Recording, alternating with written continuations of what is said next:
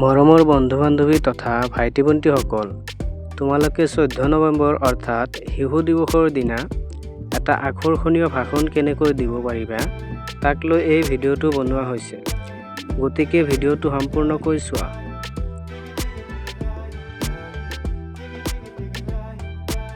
শিশু দিৱসৰ ভাষণ। নমস্কাৰ। আৰম্ভণি। সন্মানীয় আজিৰ সভাৰ সভাপতি মহোদয়, শ্ৰদ্ধাৰ প্ৰধান শিক্ষক মহোদয় ছাৰ, শ্ৰদ্ধাৰ শিক্ষক শিক্ষয়িত্ৰীসকল, লগতে সন্মুখত বহি থকা মোৰ মৰমৰ বন্ধু-বান্ধৱী তথা দাদা বাইদেউ আৰু ভাইটি-ভণ্টিসকল। পোনপ্ৰথমে মই সকলোকে শিশু দিৱসৰ আন্তৰিক শুভেচ্ছা জ্ঞাপন কৰিছোঁ আৰু আজিৰ দিনটোত ভাষণ দিয়াৰ সুযোগ প্ৰদানৰ বাবে অধ্যক্ষ মহোদয় ছাৰক ধন্যবাদ জ্ঞাপন কৰিছোঁ।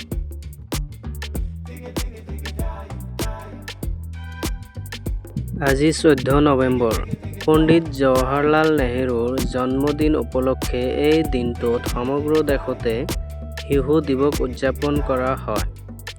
পণ্ডিত জৱাহৰলাল নেহৰুৰ জন্ম হৈছিল 1889 চনৰ 14 নৱেম্বৰত অৰ্থাৎ আজিৰ দিনটোত। তেওঁ আছিল একেধাৰে ৰাজনীতিবিদ, চিন্তাবিদ, লেখক আৰু স্বাধীন ভাৰতৰ প্ৰথমগৰাকী প্ৰধানমন্ত্ৰী।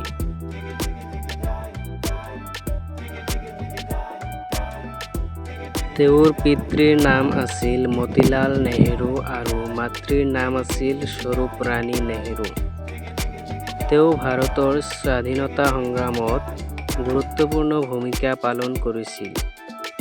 জৱাহৰলাল নেহৰুৱে ছাত্ৰ-ছাত্ৰীসকলক যথেষ্ট মৰম কৰিছিল, যাৰ বাবে তেখেতক সকলোৱে নেহৰু খুৰা বা নেহৰু চাচা বুলি সম্বোধন কৰিছিল।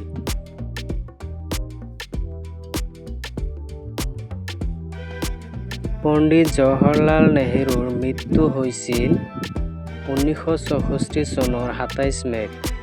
সেই বৰ্ষতে সংসদত সৰ্বসন্মতিমৰ্মে 14 নৱেম্বৰৰ দিনটো শিশু দিৱস হিচাপে পালন কৰাৰ সিদ্ধান্ত গ্ৰহণ কৰা হৈছিল।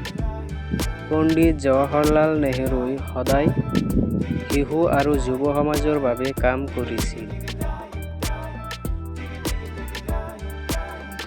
শিশুসকলক তেওঁ স্নেহ আৰু মৰম কৰিছিল আৰু সদায় শিশুৰ ভৱিষ্যতৰ কথা চিন্তা কৰিছিল। নেহৰুৱে কৈছিল, আজিৰ শিশু ভৱিষ্যত ৰাষ্ট্ৰৰ নিৰ্মাণ কৰিব। তেওঁ শিশুৰ অধিকাৰৰ কথা কৈছিল। নেহৰুৱে কৈছিল, আজিৰ শিশুই ভৱিষ্যতে উন্নত ভাৰত নিৰ্মাণ কৰিব। শিশু দিৱসৰ মহত্ব অধিক। এই দিৱসৰ দ্বাৰাই দেশত শিশু স্বাধীনতা, শিশু অধিকাৰৰ বিষয়ে ৰাইজক সজাগ কৰা হয়। কোনো শিশু যাতে শিক্ষা, স্বাস্থ্য আদিৰ লগতে মৌলিক অধিকাৰৰ পৰা বঞ্চিত নহয়, তাৰ বাবে সকলোকে সজাগ কৰোৱাৰ অৰ্থে এই দিৱস পালন কৰা হয়। কিন্তু স্বাধীনতাৰ ইমান বছৰ পাছতো লাখ লাখ শিশু এই অধিকাৰৰ পৰা বঞ্চিত হৈ আছে। মই আশা কৰোঁ দেশৰ প্ৰতিটো শিশুৰে বিকাশ হওক আৰু প্ৰতিটো শিশুৱে লাভ কৰক নিজৰ নিজৰ অধিকাৰ।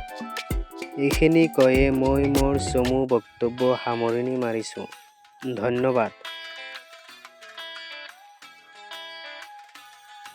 ভিডিঅ'টো চাই যদি উপকৃত হৈছে তেন্তে এটা লাইক কৰি দিয়া আৰু ভিডিঅ'টো চাই কেনেকুৱা লাগিল কমেণ্ট কৰি জনাবলৈ নাপাহৰিবা।